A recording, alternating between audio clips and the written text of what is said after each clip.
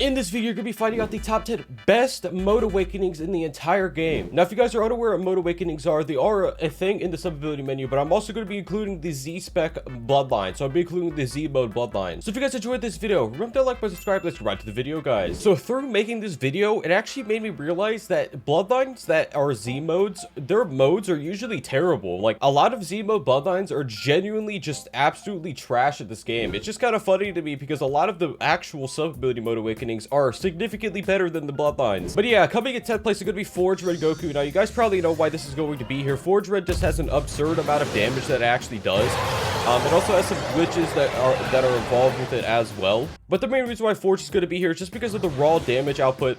If you guys know how to actually use Forge Ren correctly, you can actually, do quite a bit of damage with it. It's not really anything special. It's just 2 damage abilities, buffed M1s, and you do have this domain feature. The domain feature you're never actually going to use in the game unless you just spawned in.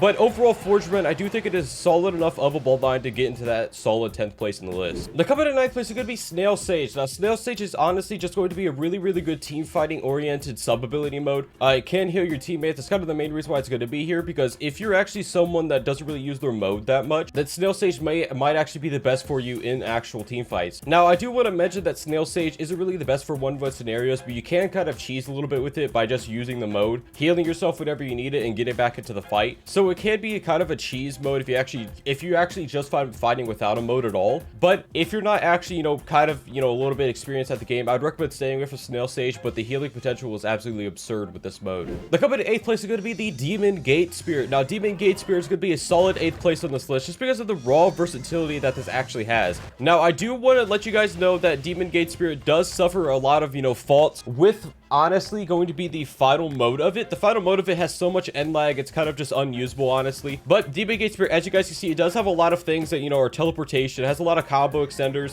specifically with the I'm not completely familiar with which one is, but I do know that, yes, this is also it. It has a lot of abilities that just teleport to them, and it's just honestly a pretty good combo extending mode in all honesty. And it does also make some taijutsu instantaneous. So I do feel like, this overall is a pretty good mode, and I do think that for taijutsu mains, this is probably going to be their best mode. Have you ever gotten 80th spin rarity and gotten something like just atomic? Well, that's because you haven't hit the like button on this video yet. If you hit the like button on this video, you're guaranteed to get 10 million times luck, 100%. Now, coming to 7th place is going to be Shock Cloak. Now, Shock Cloak, I want to say that the mode 1 is better than mode 2. When it comes to Shock Cloak actually did receive a pretty major buff where now you can actually M1 combo extend with it. So when M1 combo, Z-Spec M1 combo does 180,000 damage with Shock Cloak, obviously really, really good. Now, also want to mention that the stats of Shock Cloak are actually insanely high. It's one of the highest stat modes in the game, but the main issue with it is that it actually does drain quite a bit of MD. Now, it does actually have a second mode right here, Form 2. The Z-Spec is almost the exact same, but the Z-Spec is significantly worse in my opinion, just because it doesn't,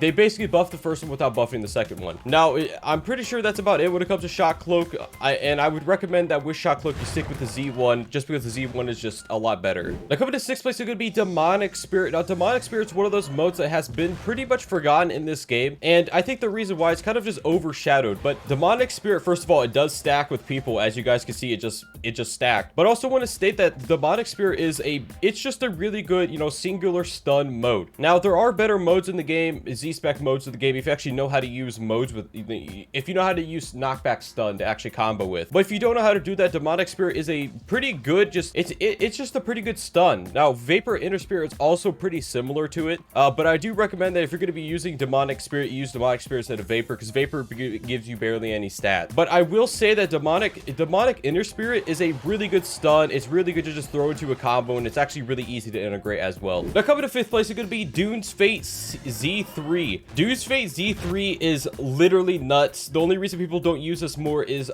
it's honestly just because it's hard to get. The level is absolutely absurd. Now, the main reason why this is so busted, you guys know how the Z1, it does like 60k, right? Yeah, yes. As you can see, it did 190 divided by 2 is 95. 95 instantly. Literally instantly, and it's a block breaker and an auto track, and you could combo extend it. So it is an insanely good mode, honestly, just because of that. Even if you don't factor in the Z spec at all, it makes this mode absolutely insane. Oh, well, he's dead. Oh, he lived. But yeah, I'll go ahead and show you the combo potential of the actual weapon spec when my Z specs actually back up. So I'm just gonna do a basic combo. M1s into weapon spec into Z spec. That will instantly do 300,000 damage, and they probably won't perfect block it. So it's a pretty big damage, you know, mode in general. Now, coming in fourth place, it could be Cobra Spirit Awakened Rework. This isn't actually out in the game yet, but this mode is absolutely insane if you actually know how to use it correctly. Now, I do want to state that with Cobra Spirit Awakened, that this mode is going to be very heavily centered on the E-Spec. The E-Spec is going to be the part of it that a lot of people actually use quite a bit in the game. And I do actually think that both of the reworked modes, Jabra and Cobra, they both have severe lack, which is the M1s that aren't, you know, when your weapon spec isn't out, they knock back. They're the huge M1s that knock back. I think that actually makes it quite significantly worse, just because you should be able to do M1 combos without knocking them back. And I feel like, especially with Cobra Awaken, it hurts you even more than J-Ra. Just because with Cobra Awaken, it literally has combo extending moves, but you can't even use them because your M1s will knock back unless you use the weapon spec. So it is kind of held back by that. But I do feel like even with that, it still is a really good mode. Hence why it's going to be a fourth place on this list. I think it has a lot of potential, and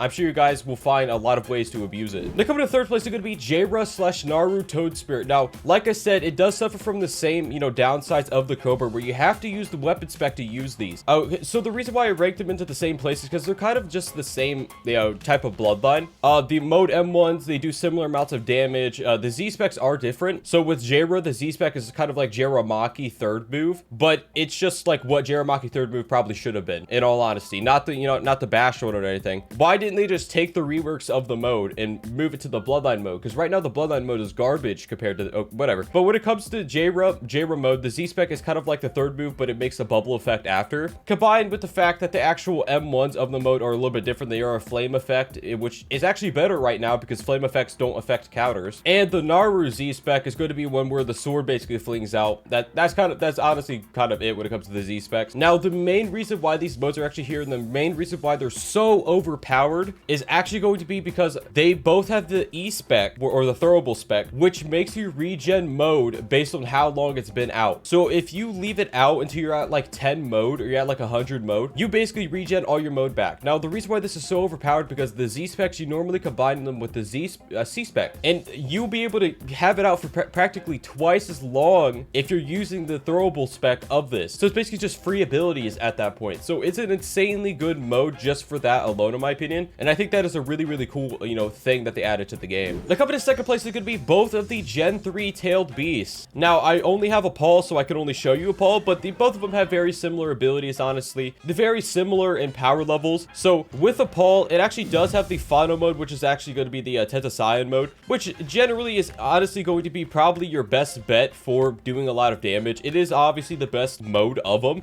Now, the third one is actually a lot better than the second one, in my opinion, and it's in a lot of people's opinions as well. But I do think that all of the modes are pretty usable from a Paul. I think that all of the modes in general are just going to be, they're going to be fine. Like, and the same thing actually goes for Maru. They'll all be fine. All of the modes do quite a bit of damage. They all have their own aspects that make them good or bad. And I do think that the final mode of both of them do make them the most powerful, considering that both of them have absolutely insane block breakers. They have really good combo potential or just big AoE stuns. And it also, you know, it is a factor to the fact that, they have insanely high stats and gigantic M1 range. Now, honorable 1 is going to be Ryuji Kenichi. Now, Ryuji Kenichi is a solid honorable 1 mention. Now, the reason why it's not going to be higher in the list is because it was nerfed. Now, I also want to state that Divination will not be on this list because it was also majorly nerfed. Am I, you know, sad about it or mad about it? No, I'm not. I'm glad they got nerfed. It kind of needed it for a long time. But Ryuji Kenichi does still have the second life mode, which does kind of put it still on the honorable mentions, at least in my opinion. Now, honorable 2 is actually going to be the Mastered Rabbit Spirit. Now, Mastered Rab right here. Oh my god. I'm a rabbit, man. But yeah, obviously, guys, Mastered Rab has been